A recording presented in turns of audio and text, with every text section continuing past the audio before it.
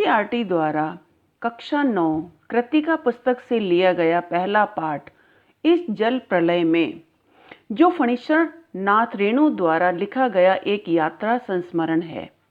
18 घंटे लगातार वर्षा होने के कारण सन 1967 में बिहार की राजधानी पटना और उससे सटे क्षेत्रों में भयंकर बाढ़ का संकट आ गया था। जिस त्रासदी को लेखक ने खुद भोगा था, उसी विध्वंसक स्थिति को लेखक ने इस पाठ के माध्यम से वर्णित किया है, जिसके प्रश्नोत्तर इस प्रकार से हैं। पहला प्रश्न है कि बाढ़ की खबर सुनकर लोग किस तरह की तैयारी करने लगे। तो उत्तर है, बाढ़ की खबर से सारे शहर में आतंक मचा हुआ था। लोग अपने सामान को निचली मंजिल से ऊपरी मंजिल में ले जा रहे थे। सारे दुकानदार अपना सामान रिक्शा, टमटम, ट्रक और टेम्पो पर लाद कर उसे सुरक्षित स्थानों पर ले जा रहे थे। उन्होंने आवश्यक ईंधन, आलू, मोमबत्ती, दिया सलाई, पीने का पानी और कंपोज की गोलियां इकट्ठा करना शुरू कर दिया, ताकि बाढ़ से घिर जाने पर कुछ दिनों तक गुजारा चल सके। दूसरा प्रश्न है कि बाढ़ की सही जानकारी लेने और बाढ़ का रूप देखने के लिए लेखक क्यों उत्सुक था। तो उत्तर है, लेखक ने पहले बाढ़ के बारे में सुना जरूर था, परंतु कभी देखा नहीं था। उसने अपनी कई रचनाओं में बाढ़ की विनाश लीला का उल्लेख किया था। वह स्वयं अपनी आंखों से बाढ़ के पानी को शहर में घुसते हुए और उसके विनाश लीला के बारे में जानने को उत्सुक था। तीसरा प्रश्न है कि सबकी जबान पर एक ही जिज्ञासा, पानी कहां तक आ गया है। इस कथन से जन समूह की कौन सी भावनाएं व्यक्त होती हैं। तो उत्तर है कि इस कथन से जन समूह में जिज्ञासा के भाव उठते प्रतीत हो रहे हैं। लोग बाढ़ की स्थिति के बारे में जानकारी प्राप्त करने के लिए पैदल उस जगह पर जा रहे थे। सबके मन में और आंखों में एक ही प्रश्न जिज्ञासा का रूप ले चुका था कि पानी कहां तक पहुंच गया होगा। उनके मन में यही प्रश्न उठ रहे थे कि पानी कौन से हिस्से को निगल गया होगा। उन्हें अभी बाढ़ के पानी का भय नहीं सता रहा था। वे बस बाढ़ के पानी की गति के विषय में जिज्ञासु थे। अगला प्रश्न है, मृत्यु का तरल दूत किसे कहा गया है और क्यों। तो उत्तर है कि बाढ़ के लगातार बढ़ते हुए जल प्रवाह को मृत्यु का तरल दूत कहा गया है, क्योंकि बाढ़ के बढ़ते हुए जल ने न जाने कितने प्राणियों को उजाड़ दिया था, बहा दिया था और न जाने कितनों को बेघर करके मौत की नींद सुला दिया था। इस तरल जल के कारण ही लोगों को मरना पड़ा था, इसलिए इसे मृत्यु का तरल दूत कहा गया है। अगला प्रश्न है कि आपदाओं से निपटने के लिए अपनी तरफ से कुछ सुझाव दीजिए। तो उत्तर है कि प्राकृतिक आपदाओं से निपटने के लिए सबसे बेहतर तरीका है सतर्क रहना। हमें मौसम की जानकारी रखनी चाहिए। इससे निपटने के लिए तात्कालिक और दीर्घकालिक दोनों ही उपाय करने चाहिए। खाद्य सामग्री का संग्रहण करना चाहिए। सरकार को एवं समाज सेवी संस्थाओं को पहले से तैयारी करनी चाहिए।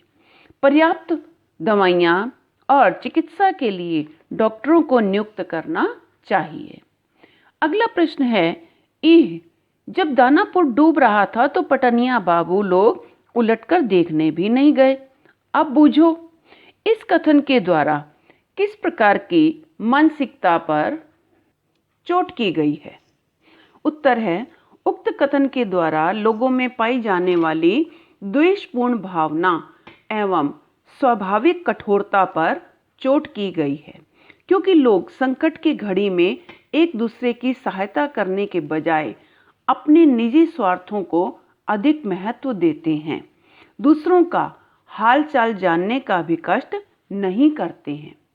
अगला प्रश्न है कि खरीद बिक्री बंद हो चुकने पर भी पान की बिक्री अचानक क्यों बढ़ गई थी। उत्तर है, बाढ़ को देखने के लिए बड़ी संख्या में लोग इकट्ठे हो रहे थे।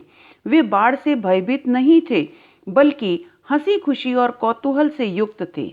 ऐसे समय में पान उनके लिए समय गुजारने का सबसे अच्छा साधन था। इसलिए अन्य सामानों की दुकानें जहां बंद हो रही थी, वहीं पान की बिक्री अधिक बढ़ गई थी। क्वेश्चन नंबर 8, जब लेखक को यह एहसास हुआ कि उसके इलाके में भी पानी घुसने की संभावना है, तो उसने क्या-क्या प्रबंध किए? तो इसका उत्तर है, जब लेखक को ये एहसास हुआ कि उसके इलाके में भी पानी घुसने की संभावना है, तो उन्होंने रोज़मर्रा की चीज़ें आलू, मोमबत्ती, ईंधन, दिया सलाई, पीने का पानी, कंपोस्ट की गोलियां इकट्ठी कर लीं, ताकि बाढ़ से घिर जाने पर कुछ दिनों तक गुजारा हो सके। उन्होंने पढ़ने के लिए किताबें खरीद ली और बाढ़ आने पर छत पर जाने का भी प्रबंध कर लिया। अगला प्रश्न है कि बाढ़ पीड़ित क्षेत्र में कौन कौन सी बीमारियों के फैलने की संभावना रहती है? तो उत्तर है, बाढ़ पीड़ित क्षेत्र में हैजा, मलेरिया, टाइफाइड, उल्टी, दस्त, पेचिश, बुखार, डायरिया आदि बीमारियों के फैलने की संभावना रहती है। साथ ही पानी के बार बार पैरों में लगने के कारण पकने वाले घाव भी हो जाते हैं। अगला प्रश्न है कि नौजवान के पानी में उतरते ही कुत्ता भी पानी में कूद गया।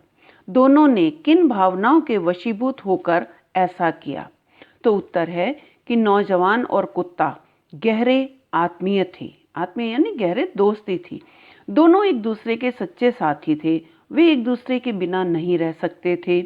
यहाँ तक कि नौजवान को कुत्ते के बिना मृत्यु भी स्वीकार नहीं थी। इसी अपनेपन और लगाव की भावना से वशीभूत होकर कुत्ता भी पानी में कूद गया होगा। इस व्यवहार से उनकी गहरी मित्रता का पता चलता है। अगला प्रश्न है, अच्छा है कुछ भी नहीं, कलम थी वह भी चोरी हो गई। अच्छा है कुछ भी नहीं मेरे पास। मूवी, कैमरा, टेप रिकॉर्डर आदि की तीव्र उत्कंठा होते हुए भी लेखक ने अंत में उपर्युक्त कथन क्यों कहा? तो इसका उत्तर है कि लेखक बाढ़ की घटना को कैमरे में कैद करना चाहता था, परंतु उसके पास कैमरा नहीं था। फिर उसके मन में विचार आया कि वह कलम के द्वारा पन्नों पर इस घटना को लिखे जिसे उसने स्वयं भोगा था, परंतु उसकी कलम भी उसके पास नहीं थी, वह भी चोरी हो गई थी।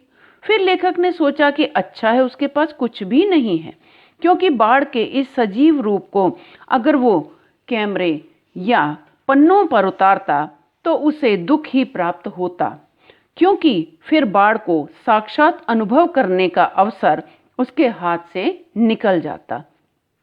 इसलिए उन्होंने उपर्युक्त कथन कहा कि अच्छा है कुछ भी नहीं है मेरे पास। प्रश्न नंबर 12, आपने देखा होगा कि मीडिया द्वारा प्रस्तुत की गई घटनाएं कई बार समस्याएं बन जाती हैं। ऐसी किसी घटना का उल्लेख कीजिए। उत्तर है, मीडिया जहां समाज को जागृत करने का प्रयास करता है, वहीं कई बार समस्याओं को बढ़ा भी देता है। उदाहरण के लिए हम बाबरी मस्जिद कांड को लेते हैं। इस घटना को इतना बढ़ा चढ़ाकर मीडिया में दिखाया गया कि जिसके परिणाम स्वरूप पूरा देश सांप्रदायिक दंगों की चपेट में आ गया था। लाइक, सब्सक्राइब और कमेंट जरूर करें।